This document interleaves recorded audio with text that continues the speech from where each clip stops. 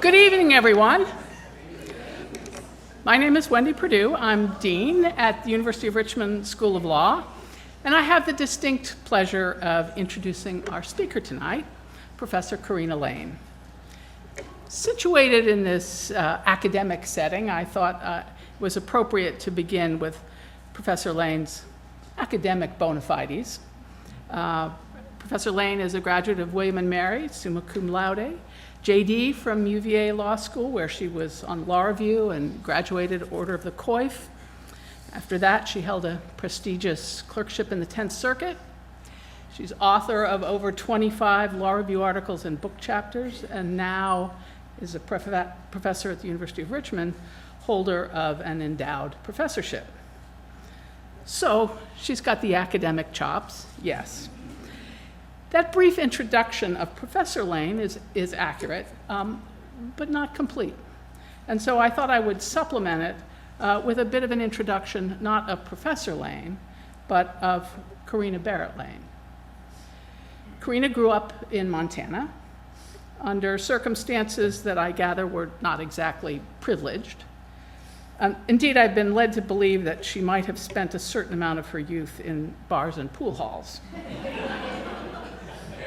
Out of high school, she enlisted in the Army, where she drove trucks and was an expert with an M16 and rose to the rank of sergeant. After her clerkship, she came back to Richmond and was a prosecutor in the Henrico Commonwealth Attorney's Office. To be clear, I'm talking about the Commonwealth Attorney's Office, not the fancy U.S. Attorney's Office. So I share that brief picture of Corinna's life because I think it highlights that her lived experience has included exposure to a very broad range of people and situations.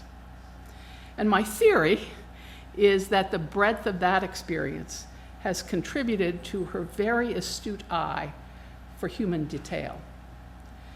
This book is encyclopedic in its scope, but in many places it reads more like a novel than a treatise. And that's because she notices the human elements and the human stories. And the book is full of those observations and those stories. And frankly, it's those details that I think gives the book much of its potency. She notices, for example, that in doing a lethal injection, the person inserting the needle first swabs the site. Now just think about that. That may tell you as much as anything about what this really is about. We're worried about infection, but we want to make it look right. In discussing the difficulty of properly injecting the drugs, she tells us that sometimes it's the prisoners who explain to the executioner that they haven't done it quite right. And she vividly illustrates this point by telling us about the execution of Joseph Cannon.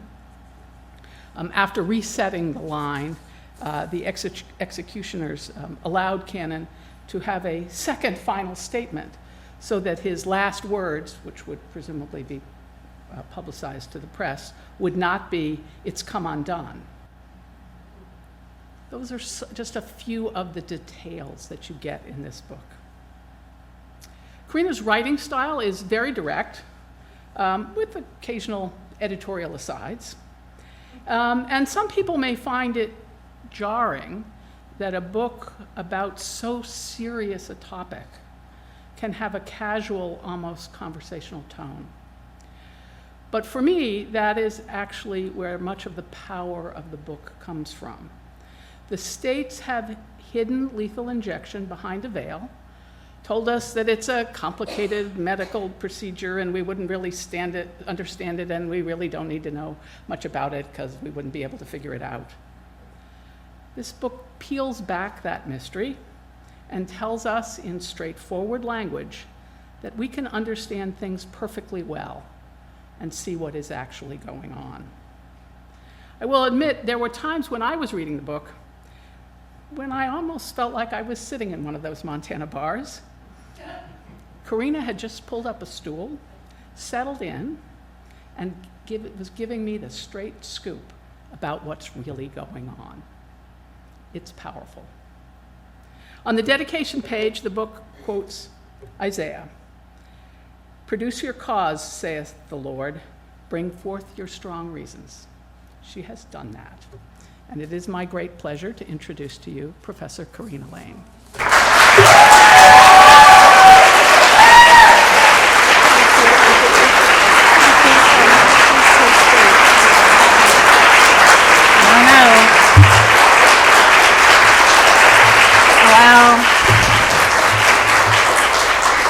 You came. Thank you for coming. I so appreciate it. Wendy, that was a better introduction than I deserved, but thank you so much for giving it to me. Thank you to my friends. Thank you, distinguished guests. My family is here, including family from Tennessee, and I'm just so thankful. I could spend the whole time just being like, I'm thankful, I'm thankful. So I'll just pause and say thank you for joining me and start to talk about the book. So 3 hours. That's how long it took the state of Alabama to kill Joe Nathan James in 2022, marking a new record for the longest execution in United States history. James's autopsy showed puncture wounds and bruising on his knuckles and his wrists, sure signs that executioners had tried and failed to insert a catheter into these locations. He had puncture wounds in areas of musculature nowhere near the anatomical vicinity of a vein. And he had a deep, jagged cut on his arm that pathologists suspect occurred when he flinched as executioners cut deeply in trying to do what's called a cut down, which is when it's a surgical incision that goes beyond the skin and muscle and fat to expose a vein as a last-ditch effort when all other attempts have failed.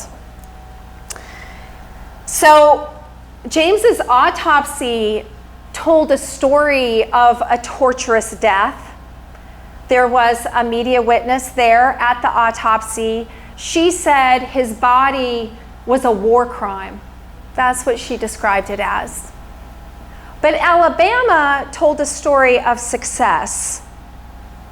According to Alabama's spokesperson, and I quote, "Nothing out of the ordinary had happened."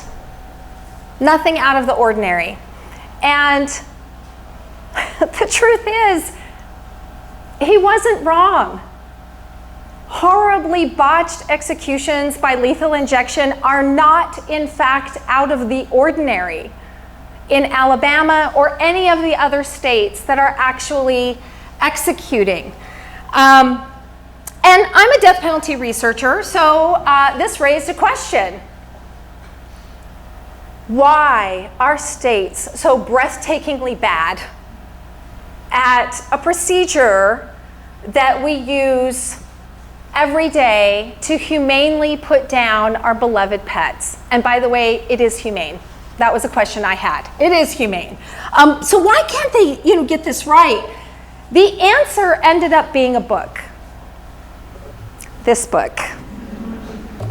But the short answer is that everything I thought I knew about lethal injection was wrong. Everything. Lethal injection is nothing like what people think. And so this is its untold story. I have to confess to you from the top, I did not want to write this book. I didn't even want to write the article that insisted upon being the book. I distinctly remember being at a conference, a death penalty conference in Florida, sitting out on the veranda with my adult beverage and telling another death penalty colleague, I don't want to be the lethal injection girl. We can see how that worked out. But I decided to write the article. He talked me into it. I decided to write the article, and then the article did in fact insist upon being a book. I got to the end of part 1, had 300 footnotes, and said an expletive. It's a book. And I set that down because I really, I didn't want to write an article, so for sure I did not want to write a book about lethal injection. And the story of how that came to be, that I walked away in January 2018, 7 years ago, and said, I'm going to write a book on lethal injection. That story is a whole separate faith journey. And I have really considered, thoughtfully and carefully how to respect that journey and honor that journey, and yet also, not push upon people, those who may not be as interested in the story behind the book as opposed to the book itself. And so I decided to actually give 2 launch talks. Why not? This one about the book, and then tomorrow is the story behind the book, an incredible faith walk. That is over in the beautiful Cannon Memorial Chapel at 6 o'clock. Doors open at 5:30 for praise, music, and reflection. But here, what I thought I'd do tonight is tell you 3 things that really surprised me that I think you need to know. And I just want you to know, I could have chosen 3 other things. There are so many things in this book. But I thought I'd pick 3 things and then tell you what I think is really going on with lethal injection, and then open it up for discussion. I hope a few of you will be brave enough to ask me some questions, because I really do believe that discussion is the best part. And then I've saved a little thing that I want to tell you about, that it was an insight that was not what I was studying, but that I learned along the way that I think is really important. And so that's what I'll do. But first, a point of clarity, about this book, about what it is and is not about. This is a book about lethal injection. It's a book about how we kill, and not at least directly about whether we should be doing so in the first place. And it's not that the 2 aren't connected in some way. The revelations in this book have implications. And people will disagree. Readers may disagree about what those implications are. I have my own views, of course, but as I say in the introduction, I really want readers to just walk with me, to just see the implication, or to see the revelations for themselves, and then make their own mind up about whether any of this is okay. So this is not a book where I make an argument and then try to convince you that I'm right. This is a book where I relentlessly document what states are doing, and the federal government, what states and the federal government are doing in our name, and your name and mine, and leave it to readers to decide if that's okay. And as Dean Perdue said, I do use levity because sometimes the irony is just so thick I can't help myself. But I do use levity at times in the writing, just to make a heavy topic just a little less heavy, a little lighter. But I want to acknowledge from the start that the death penalty is a hard subject. I think it's hard. I think it's complicated. It's not for me now, but I've been studying the death penalty for 18 years. But my views, they've changed over time. And as Dean Perdue said, I came out of Montana. Montana's not that different from Texas, y'all. And I'm a former prosecutor. And, until I started studying the death penalty, I had a point of view. Now, that point of view was grounded in a set of assumptions that I came to learn were simply not true. But I respect all views, and as I say to my students, whatever you think about the death penalty, I'm going to think it's reasonable because I was once there too. But the same is true about lethal injection. There were so many things I didn't know. I had this view of lethal injection and how it worked. And, I started studying it, and none of those things were true. And I was thinking, I'm a death penalty researcher. Like, I'm supposed to be some kind of expert in this. How do I not know any of this stuff? How did I not know any of it? And the answer is secrecy, hence the title, Secrets of the Killing State. The answer is secrecy. But with that in mind, here's 3 secrets. Here's 3 things that I didn't know. First, no science. So I thought that there was some kind of science behind lethal injection. I thought, we're probably doing what we do for pets. At least there's veterinary science, something like that. I thought there was science. Surely someone didn't just make it up off the top of their head. No, someone actually made it up off the top of their head. That actually happened. So the backdrop, and because truth is stranger than fiction, I am going to read a couple little passages during the talk. But the backdrop, the setup for this is that lethal injection was invented in 1977 in the state of Oklahoma. The Supreme Court had struck down the death penalty in 1972, had brought it back in 1976. By 1977, the country had not seen an execution in 10 years. And legislators were understandably worried about grotesque deaths by the electric chair. And so in the book, I do talk about the legislative history, and I quote them and that sort of thing. But the bottom line was Oklahoma was looking for a new way to execute. What about death by drugs? What about a lethal injection? So they ask around, they ask their own doctors, they don't want to play. They ask the medical association, they don't want to play. Finally, they ask the state medical examiner, Jay Chapman. Now, Jay Chapman said, famously said, I'm an expert in dead bodies, but not an expert in getting them that way. Nevertheless, he literally said, to hell with them, let's do this. And he dictated a drug protocol sitting in a legislator's office. He was later interviewed about that. How did you come up with the drugs? And I quote, I didn't do any research. I just knew from being placed under anesthesia myself what was needed. I wanted to have at least 2 drugs in doses that would kill the prisoner to make sure if one didn't kill him, the other would. As to why he added a 3rd drug, because it was a 3-drug protocol, he said, quote, why not?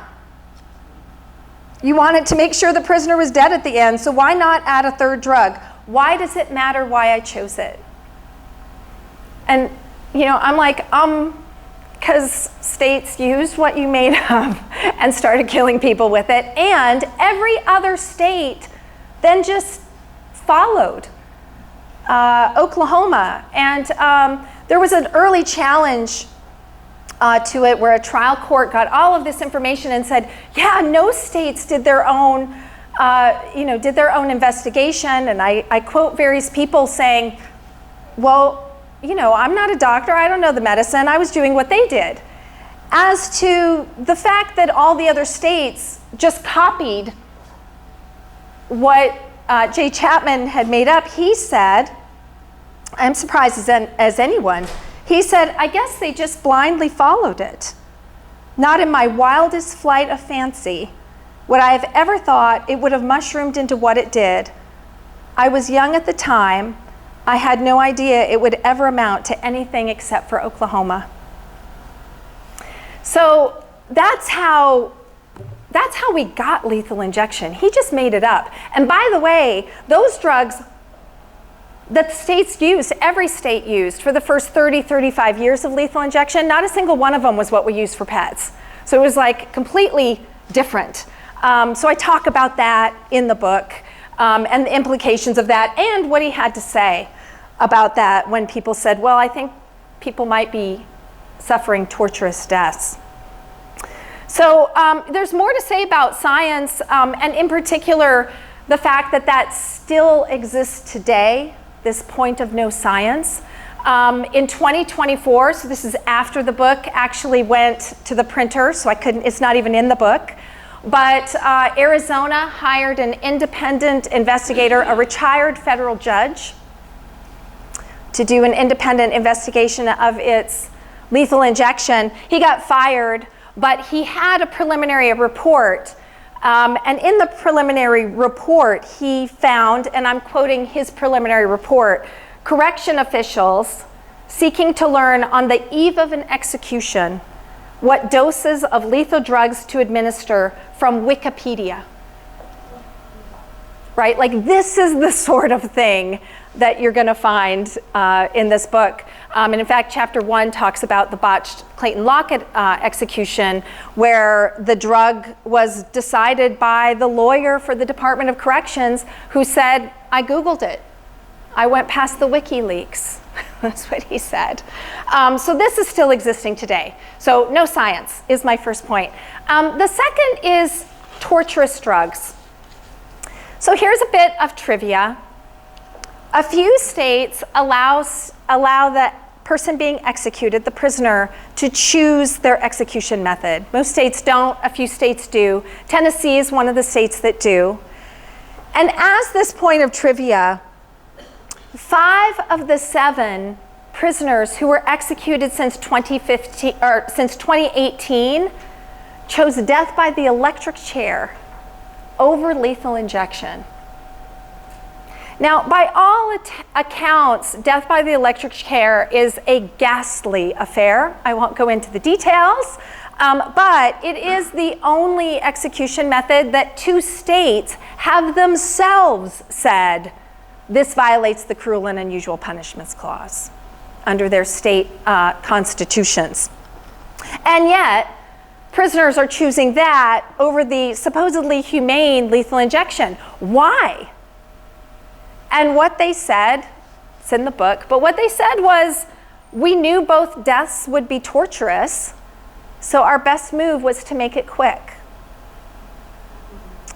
Death by the electric chair usually takes under 5 minutes. It's usually 2 to 3, but under 5, reliably.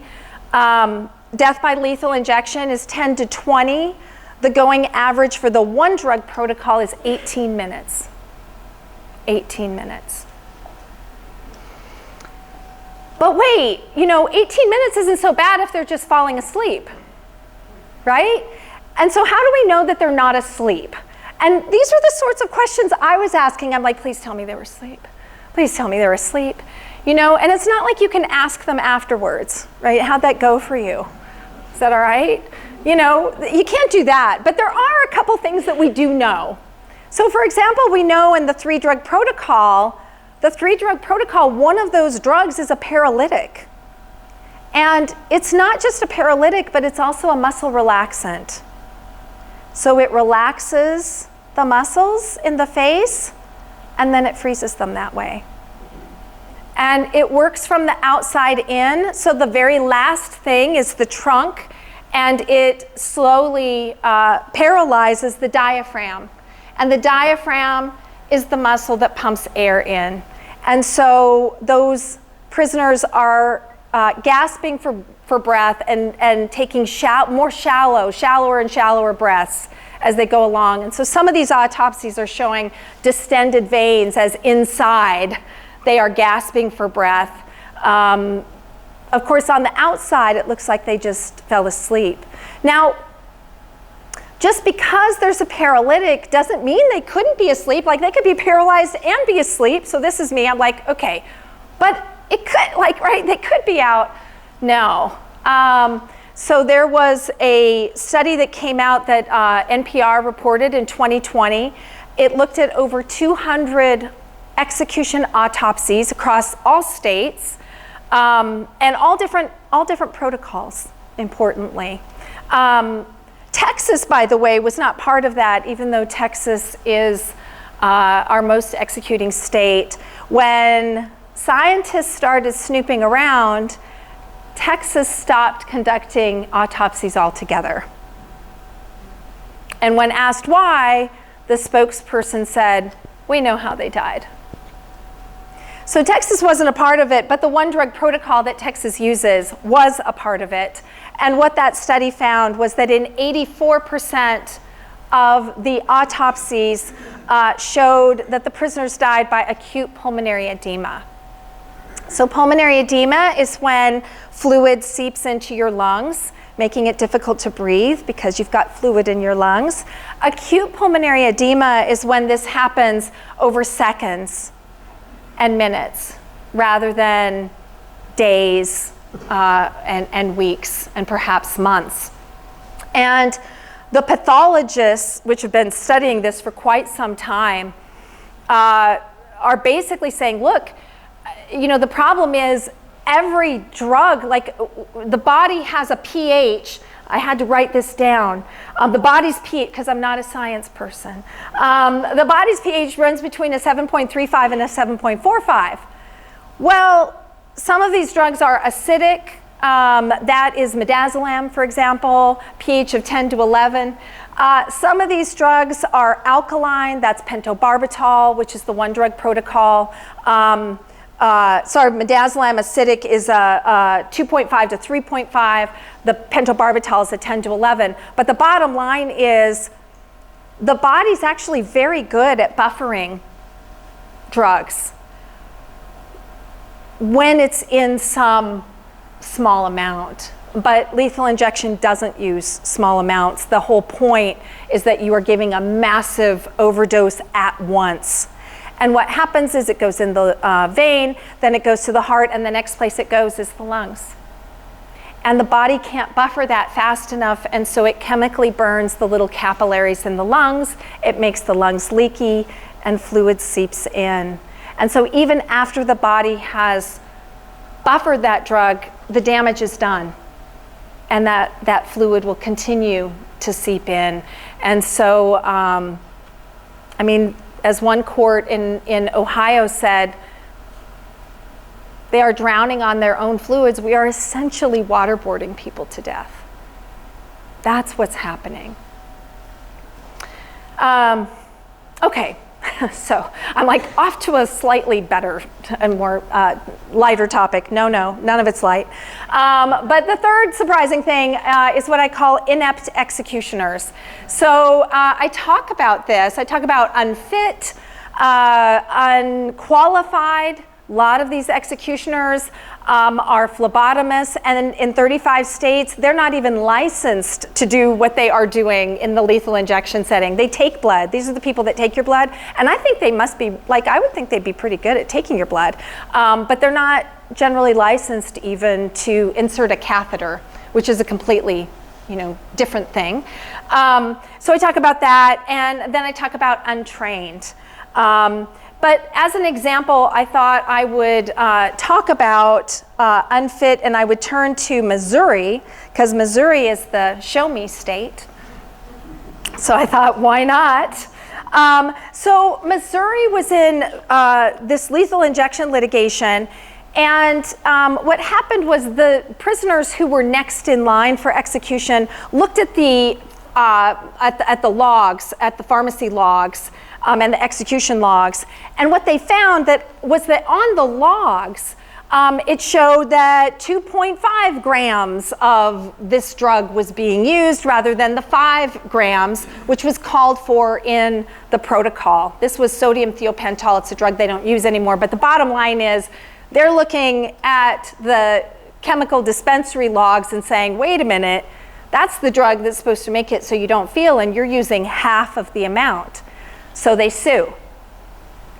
The state of Missouri comes back and literally says, no, we used the right amount. The protocol that was legally authorized is 5 grams. We are using 5 grams. We're checking to see why the chemical dispensary logs would show 2.5. But it's a problem with the logs. It's not a problem with us. The next day, they wrote a letter to the court and said, we apologize. But it turns out that, in fact, those logs were correct. And executioners have, for the last 7 or 8, injected only half of the amount. So based on that, the court said, I'm going to give you a limited deposition of the lead executioner. So you can ask him, right? So it's behind this veil. We don't know who this person is, at least at first. And they ask him, why? Like, what's going on? Why are you using half? And again, because truth is stranger than fiction, I thought I'd just go ahead and read you the passage. When questioned about his mixing calculations, the doctor admitted, quote, I sometimes transpose numbers. I'm dyslexic, so it's not unusual for me to make mistakes.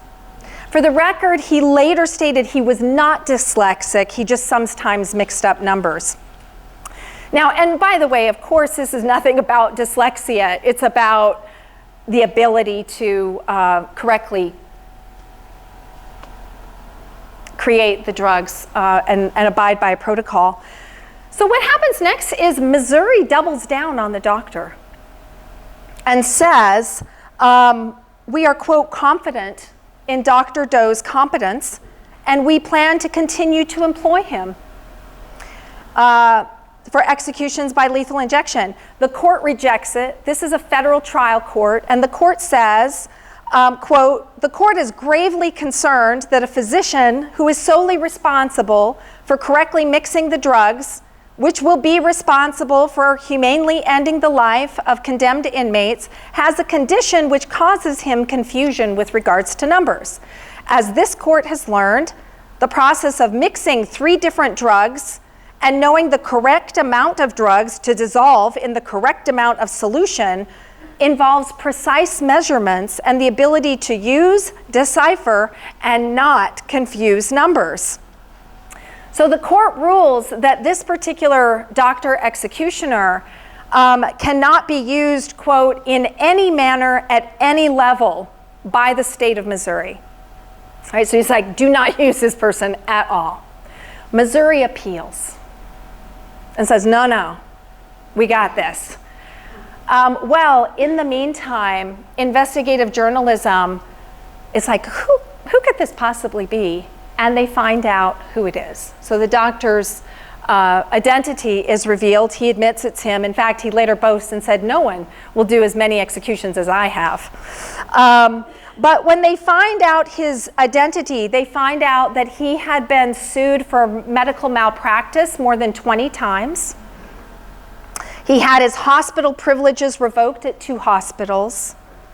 He had been publicly reprimanded from the state medical board. And there were all kinds of other allegations about what he did with certain women when they were anesthetized. So, I mean, a huge problem. When that information came out, Missouri said, we're going to drop that appeal. We're not going to use them. Okay, fine. We're not going to use them. So this man, Dorhoff, is no longer Missouri's executioner. What happens to him? He actually leaves and joins the staff of a local hair removal business, and then serves as an executioner for the federal government and another state, that would be Arizona. And he conducts an execution for Arizona within months, and with full knowledge, with Arizona's full knowledge that a federal court banned, and he's the only one, by the way, in all of history, to be banned by a federal court from conducting executions, and he goes on to serve as the federal government's executioner. You can't really make this stuff up. So, those are just 3 surprising things, and I want to sort of move now, before we go into question and answer, to the question that arose when I was going through all of this. And I started this project with, like, why can't states get this right? Like, why are they so bad at this? And my question turned, as I learned more and more, to why are states sticking like glue to lethal injection? What is going on? What is this about? Because they can't get the drugs. They can't get qualified medical people to do it. They can't get access to the person's veins. It turns out that most of the people on death row are former drug users, so they have like terrible veins. And so like there's all of these problems. It's so expensive. Arizona spent $1.5 million on drugs for 3 executions and botched all 3. And then I'm like, and it's not humane. It's not humane. The states tell us that it's humane. And when all goes as planned, that's how it looks. The scene is distinctly medical. And with that comes this aura of competence and sterility and regulatory control. As I say in the book, the white coat enjoys a credibility that the black hood does not. But it's all just stagecraft. It's complete stagecraft, whether you're talking about the gurney or the white sheet or the fact that you're swabbing the arm with alcohol before injecting the drugs that are going to kill them. And so I'm like, it's not humane, and they're going to all of this trouble. I document in the book, they're breaking state and federal laws. They have to falsify prescriptions. They're willfully breaking private contracts. Then the companies are suing them. They're just pushing this huge rock uphill. And so why, like it's not even humane. Why are states even sticking with this? And it brings me to what I think is going on here.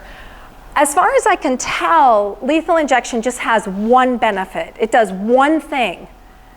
And that thing is making an execution look like something else.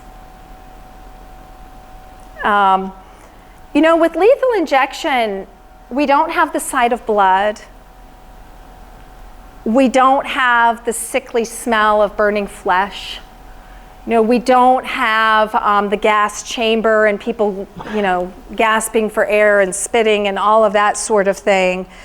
All of those are potent reminders of what the state is actually doing. With lethal injection, we just get to tell ourselves that people are drifting off to forever sleep. And that has made it easy to not think about what the state is actually doing. We get to think about the idea, we get to think about the death penalty as an idea that we disagree with or we agree with. It's a concept.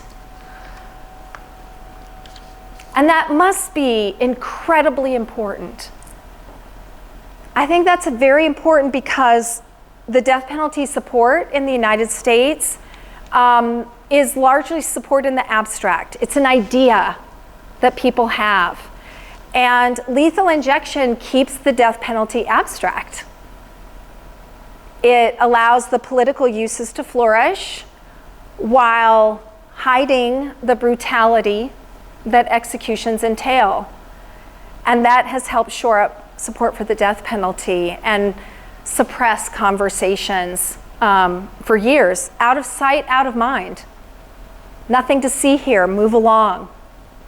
And I can only imagine that that must be incredibly important because states have gone to extraordinary lengths to make state executions look like something else, look like putting down a pet.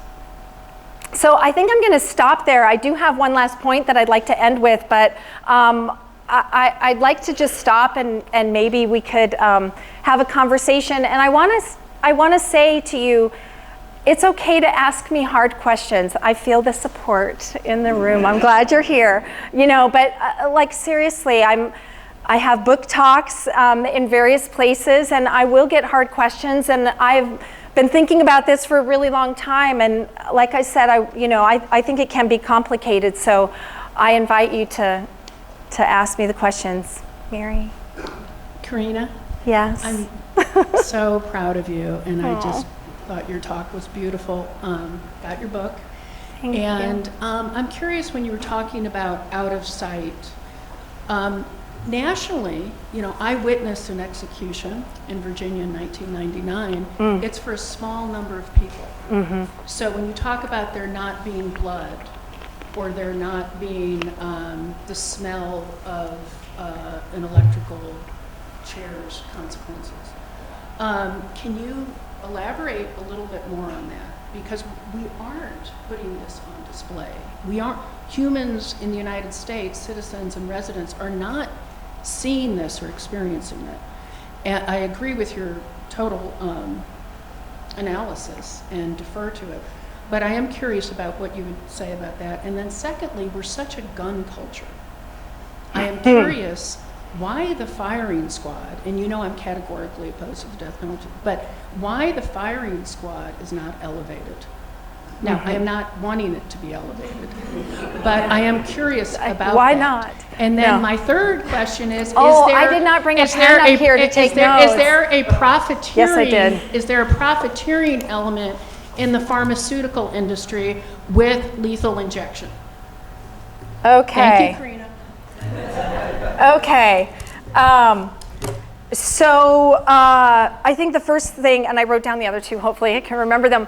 But the first thing you mentioned is, there aren't that many people there, and you're right. And I'll tell you, in the last chapter of the book, which is called The Secrecy Solution, what's happening is witnesses are seeing things going wrong. And just like I started with, the state spokesmen are coming out and saying nothing happened.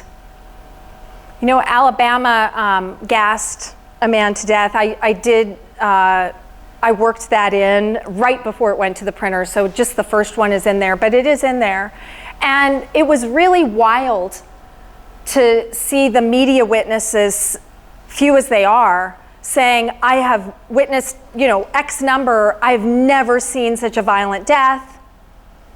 The gurney itself shook, it was so violent. And the state came out, Alabama, again, came out and said, this is textbook. It's exactly what we expected. And we know that's not right because it took 20 minutes and it told the court what it expected, which was that he would die within a minute or two and immediately fall asleep. Well, that's not what happened. But what's happening is, people are hearing the state's narrative.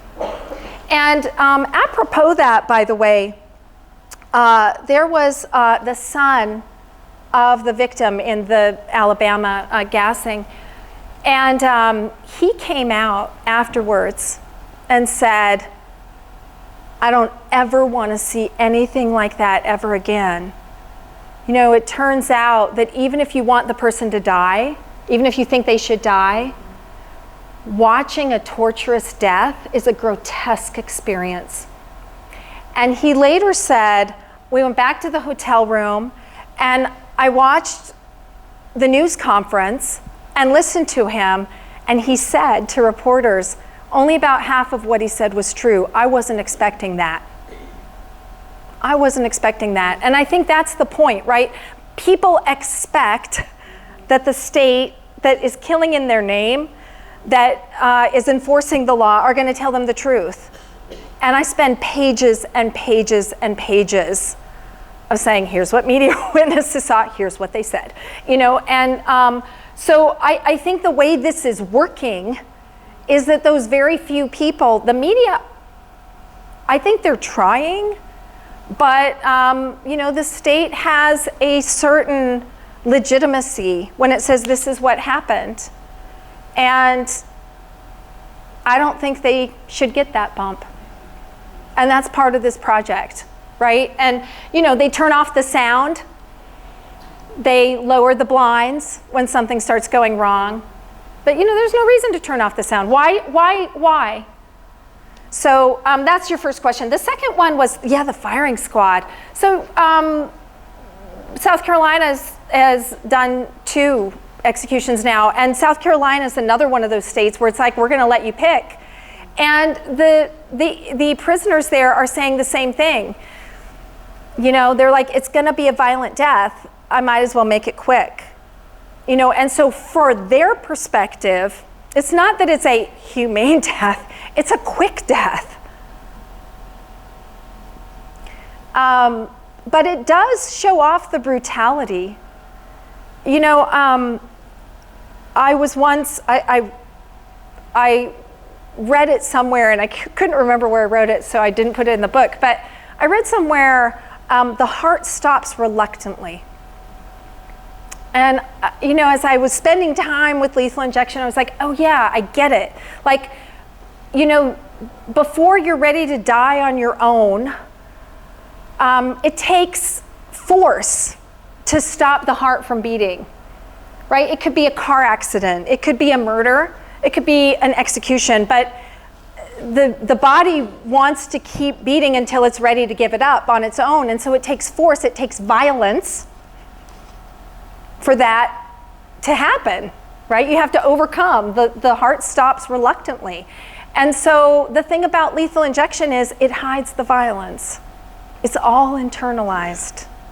And the thing about the firing squad, and people are like, oh, that's gross. And I'm like, the state is literally shedding blood in your name. And if you don't like that, that is what the death penalty is, right? So maybe we'll start some important conversations. And then the third thing, I just have a 3.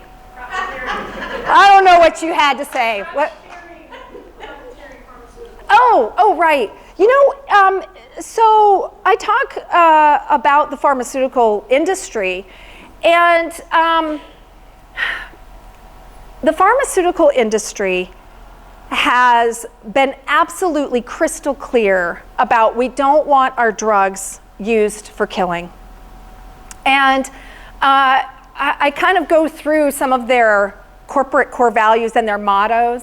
Like one of them is life is our life's work. I'm like, well, that's potentially awkward. You know, others are like, wellness is our business. You know, and it's like, well, there's nothing more, you know, against that than using drugs made for wellness to cause someone to promptly die. But one need not believe in corporate core values to understand that it's very much against the financial interests of these companies, you know. And in some ways I want to say, like, you know, we have, 26 executions a year. And so if they're involved with that, I document in the book, companies have been sued when states have had a botched execution with their drugs. Even if they win that, they got to defend the suit. Mylan had millions of dollars divested from them because they didn't have controls. They do now. They do now. And so this is against their business interests. To do it. Okay, that was a long answer, but there were several pieces, so. Hi, Corinna. This is such an achievement. I'd be happier for you if I weren't so nauseated by the story. I'm so sorry. It's such, no, I hope sorry. you ate first. There's a good reception afterwards. Such a conflicting set of emotions one feels in this presentation. I want to ask you what in your mind explains the egregious incompetence of the states in administering this? I can think of a few explanations. It could be just negligent state bureaucrats. It could be the lack of availability of qualified medical professionals who are willing to participate in this. It could be an intent to harm. What's your sense of why so many states in so many ways get this so wrong? So I'm reticent to call anyone, you know, a sadist, to say, you know, that they intend to harm. And what we're really talking about is a plethora of private actors, each of whom have their own, you know, agenda, interests, that sort of thing. So it's, you know, it's hard to say just one thing. But Andy, to your point, there comes a place. It's in chapter 8, the prison problem, where I ask the very question that you ask. I'm like, how do we explain this? And some of it, you know, it is just, I think they're over their heads. you know, the legislatures pass these lethal injection statutes and they literally say lethal injection. Or maybe it's like a combination of drugs to cause death. But like, that's it.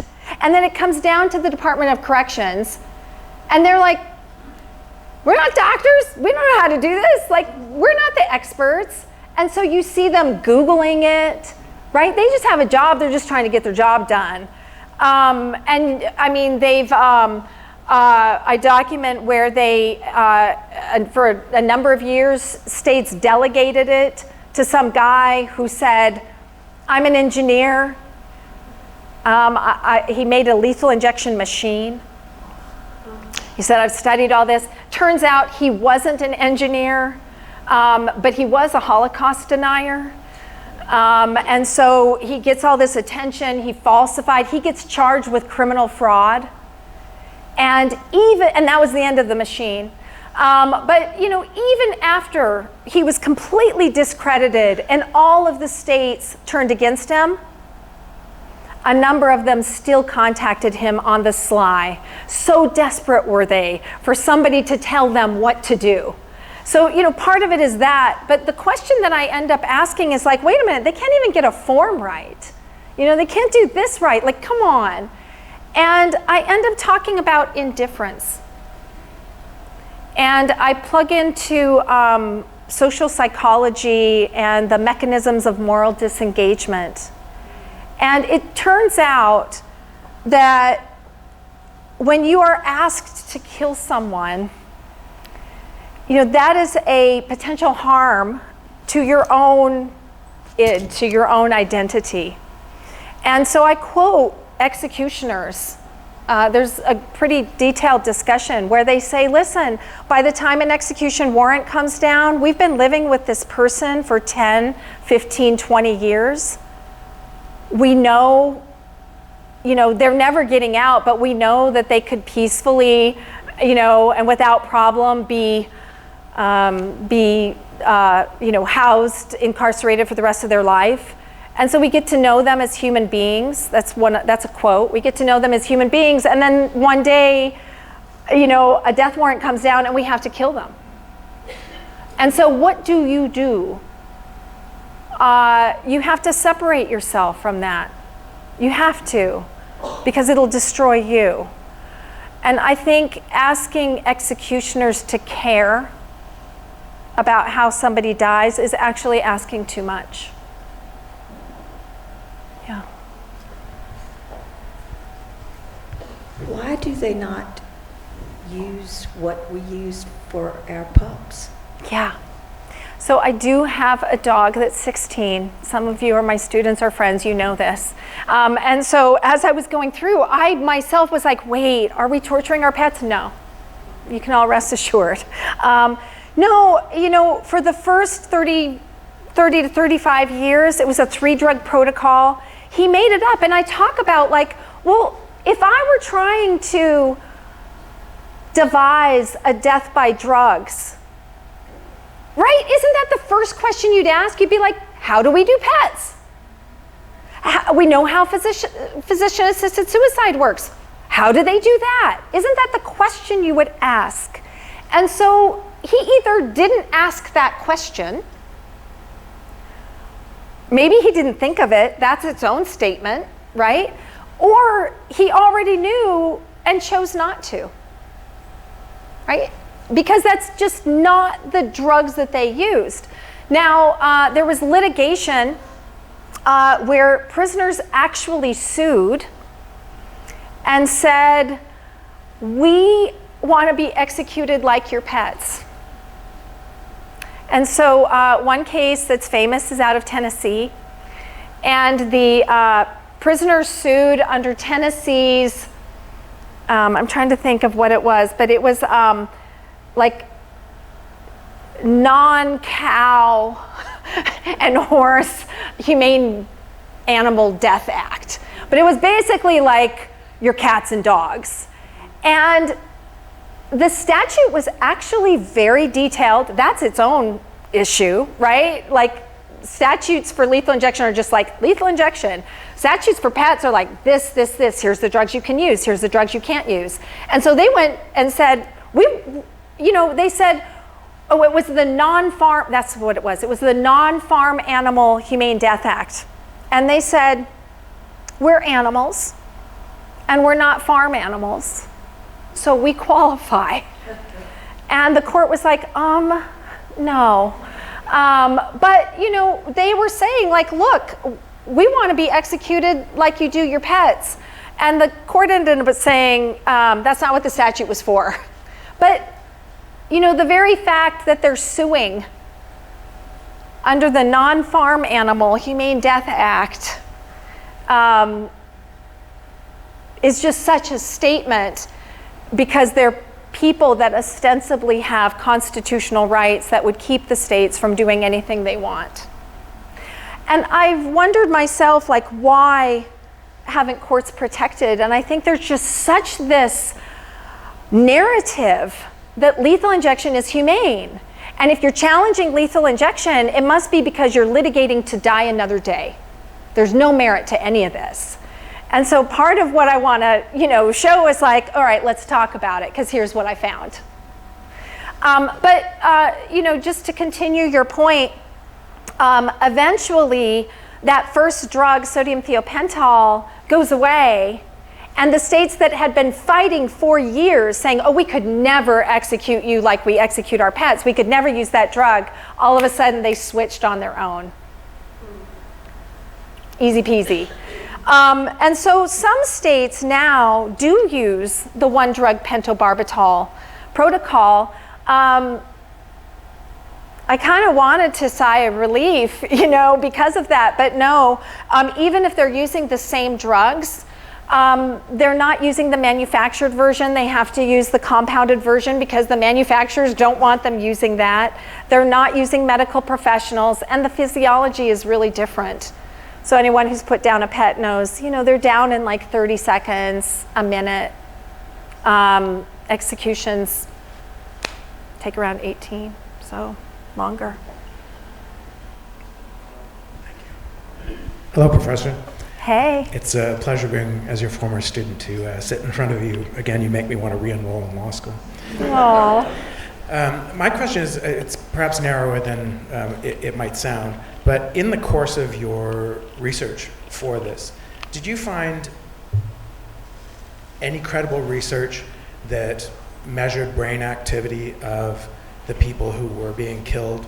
And the sort of backdrop to that is, we've talked about the shaky gurney, the burning skin, the smells, the horrors that accompany the death penalty. But like the brass ring, if I were a death penalty advocate, would be it's painless, right? That's the thing. So, did you find any empirical research that said it's possible, doable, has been done on an actual prisoner, not a predictive model? We actually did it. There was no pain. Yeah. No, there really isn't anything there. And part of the problem, I love this question. Part of the problem is in the clinical setting, you would have anesthesiologists doing this.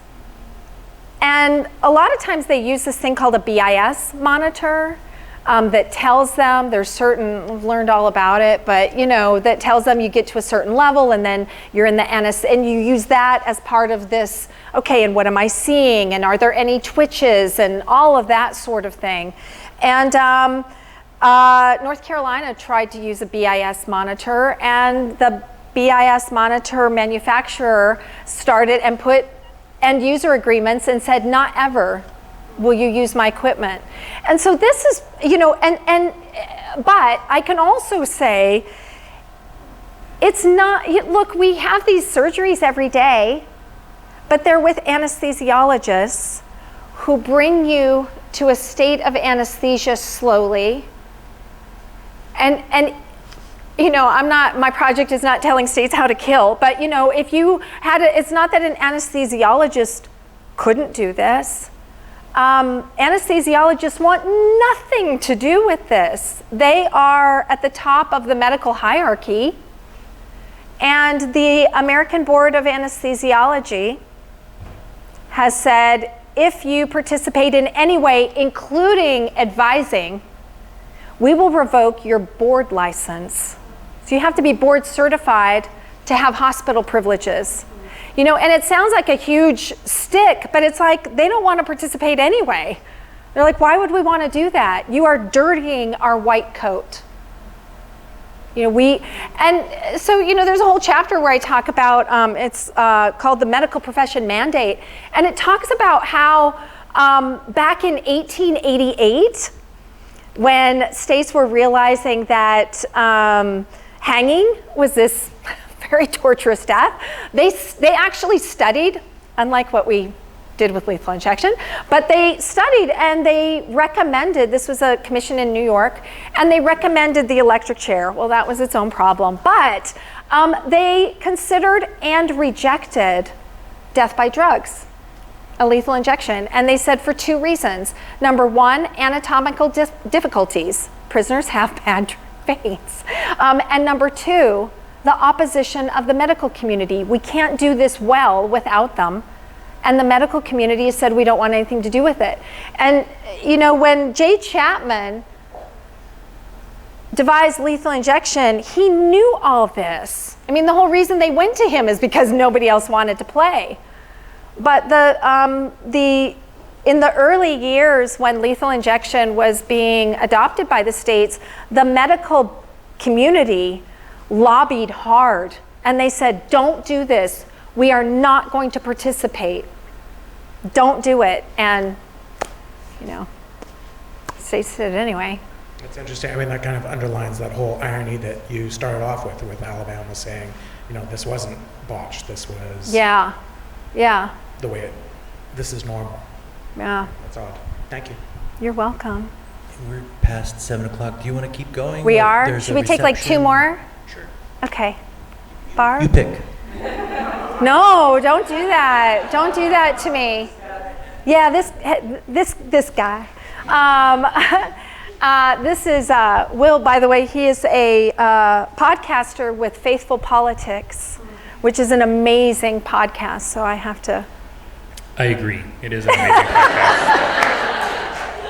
podcast. I'm curious if the title of your book, Killing State versus Execution State, Capital Punishment State, I'd love to get your thoughts on one of the reasons why, you know, people don't really talk about like executions is because we've just gotten so like used to the word execution versus like, oh, like who are you going to murder today versus like who are you going to execute today? Like both, like they have different meanings. I'd love for you to just kind of talk about that.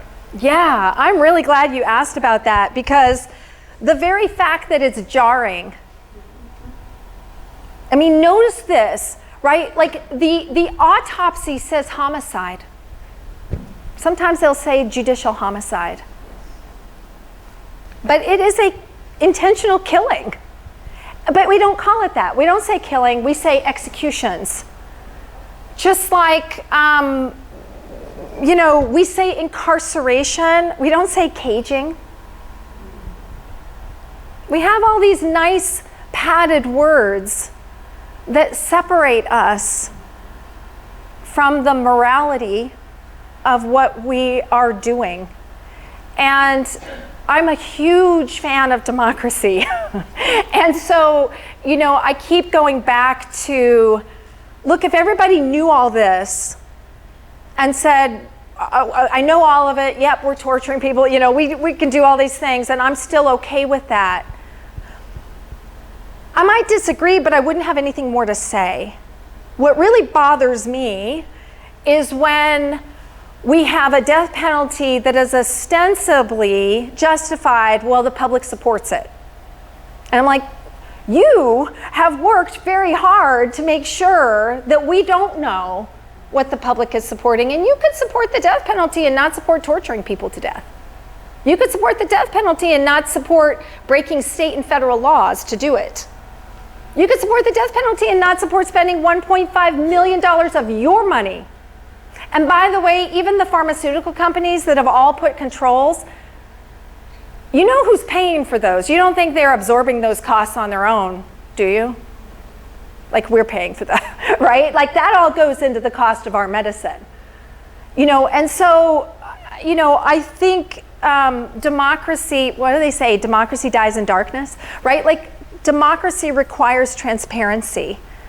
And I think states have gotten a pass for a very long time. And so I was thinking, an early version, I was like, the executing state.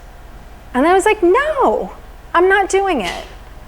This whole thing is about like, let's have real conversations about what is happening. But let's not sugarcoat this, because that's what lethal injection is. And I was all done with that. So that's the reason. Thanks for asking. Should we let Professor Keenan have one? Okay.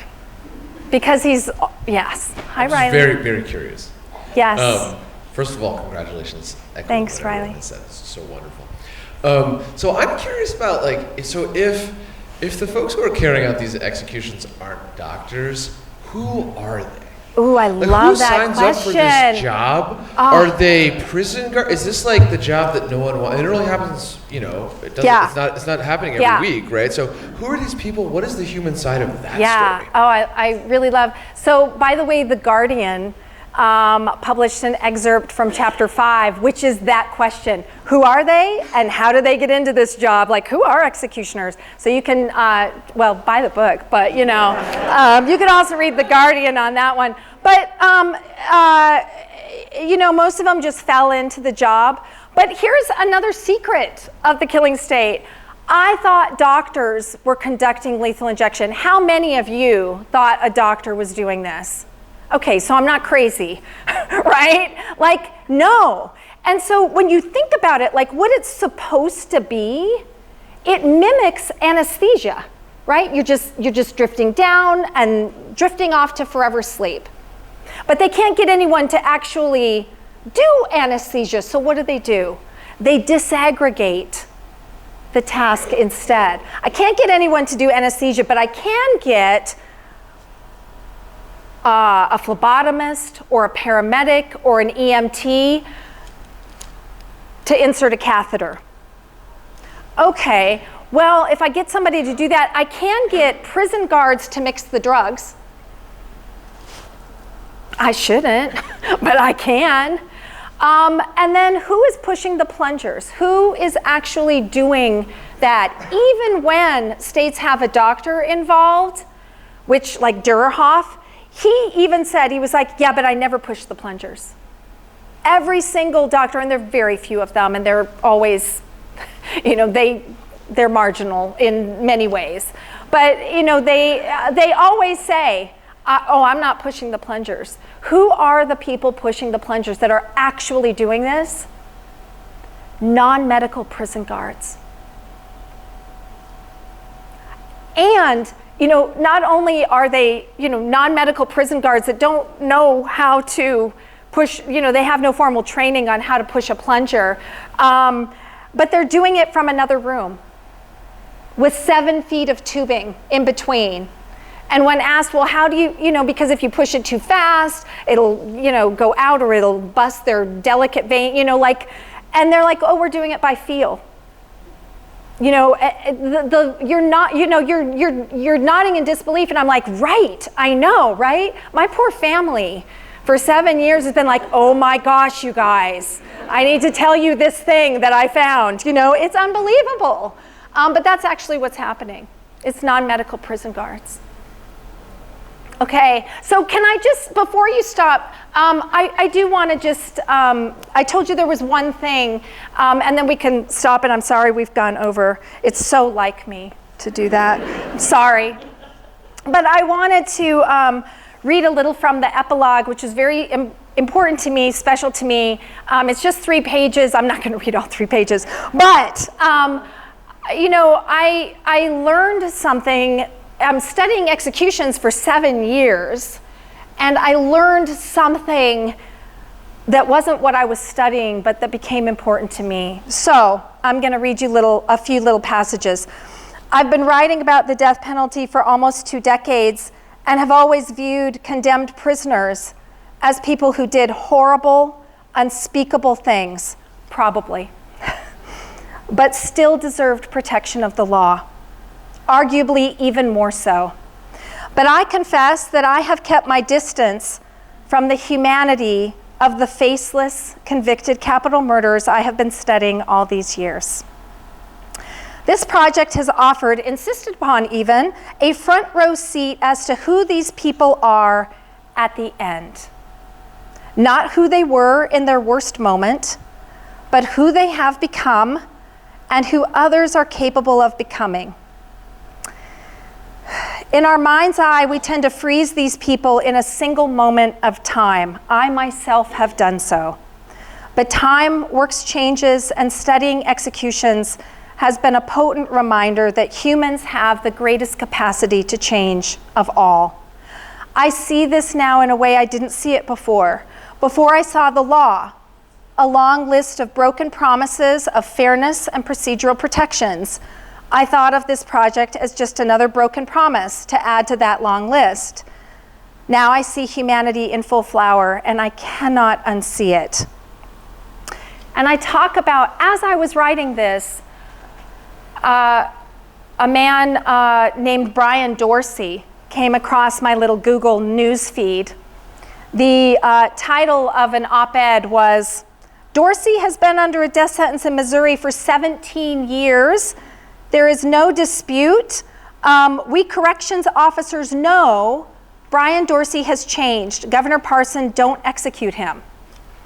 It's like, what? What is this?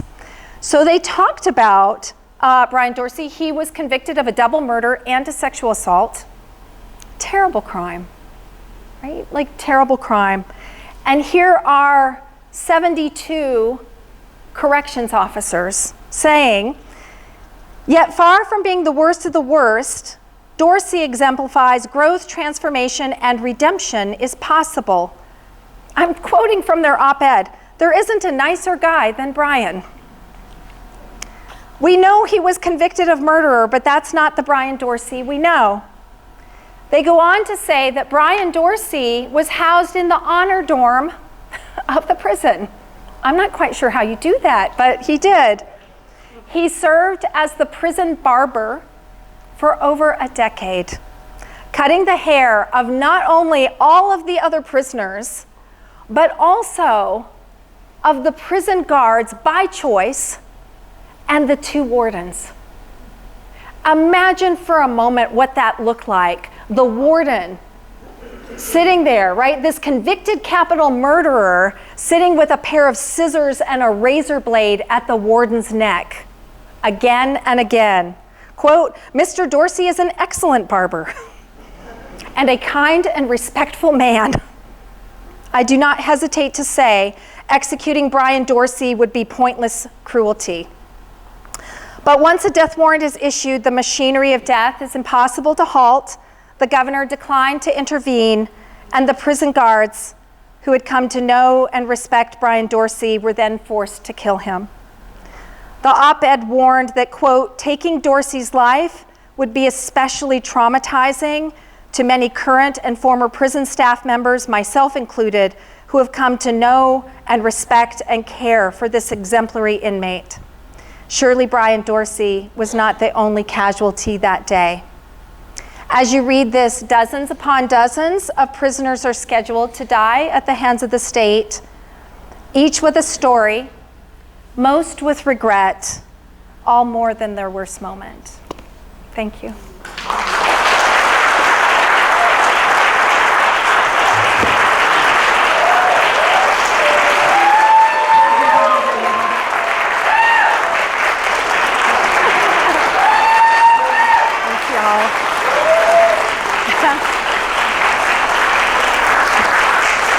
You're just saying that because I finally finished the book. I'll be outside to, thank you so much for coming. Thank you so much. There's a reception. There should be like food and drink and stuff. And I'll sign anyone's books if you'd like.